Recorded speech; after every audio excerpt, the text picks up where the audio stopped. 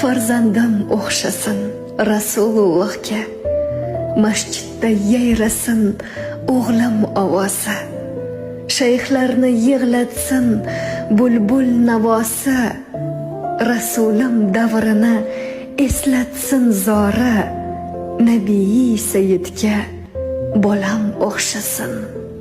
Onasi bo'layin shunday ummatni, Robbimdan so'rayman qori dilbandni.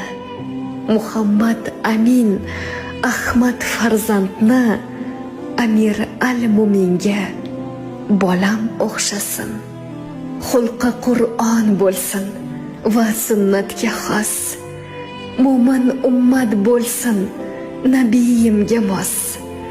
Hayotda orzuyam birgina xolos, farzandim o'xshasin Rasulullohga.